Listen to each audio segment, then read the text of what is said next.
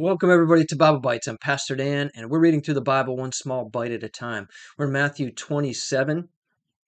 Previous video, we saw that Pilate, the Judean governor, gave in to the demands of the Jews, allowing Jesus to be crucified. The Romans carried out the death sentence, and that would have been typical. So let's look at what happens now that Jesus has been sentenced to be crucified. Verse 27, then the soldiers of the governor took Jesus into the governor's headquarters. They gathered the whole battalion, probably around 600 soldiers. They gathered before him. They stripped him and put a scarlet robe on him, and twisting together a crown of thorns, they put it on his head, put a reed in his right hand, and kneeling before him, they mocked him, saying, Hail, King of the Jews! They spit on him and took the reed and struck him on the head. When they had mocked him, they stripped him of the robe, put his own clothes on him, and led him away to crucify him. Jesus was previously whipped. So at this point, he would have been, I think, incredibly weak. And they are mocking him because they understand that he said he was the Son of God, which would have been the King of the Jews. People understood that meant the King of the Jews. And so these Romans were, they were continuing that that mocking, that just really torture. Let's keep going. Verse 32. As they went out, they found a man of Cyrene, Simon by name. They compelled this man to carry his cross.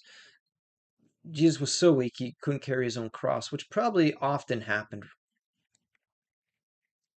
And when they came to a place called Golgotha, that's just outside of Jerusalem. Golgotha means place of the skull. They offered him wine to drink mixed with gall, but when he tasted it, he would not drink. So this wine mixed with gall probably helped to deaden the pain, I'm guessing. It was the least little bit of mercy maybe that was shown. Maybe there was some other purpose of this drink. I don't know. It says, when they had crucified him, they divided his garments among them by casting lots. Excuse me. So that's a prophecy. Verse 35. You can read that prophecy in Psalm 21. Then they sat down and kept watch over him there. And over his head they put the charge against him, which read, This is Jesus, the King of the Jews.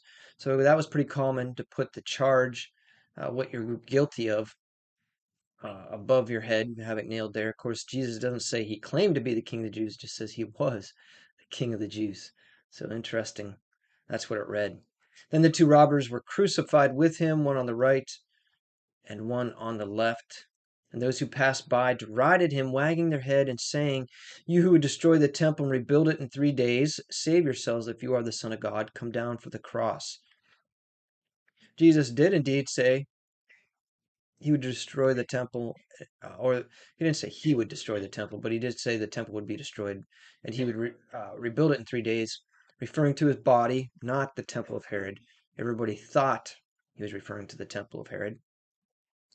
So also the chief priests and the scribes and elders, they mocked him, saying, He saved others, and he cannot save himself. He is the King of Israel. Let him come down now from the cross, and we will believe in him. He trusts in God. Let God deliver him now, if he desires him. For he said, I am the Son of God.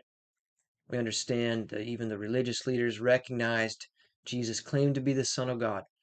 And indeed, God would rescue him, raise him back to life. Well, we'll get to that. But verse 44 says, And the robbers who were crucified with him also reviled him in the same way. One of the other accounts reports that after a while, one of the robbers, repented and asked Jesus to forgive him. So I think you can find that, I believe, in like the Gospel of Luke. All right, until we we won't read the next part until the next video, but until then, be blessed.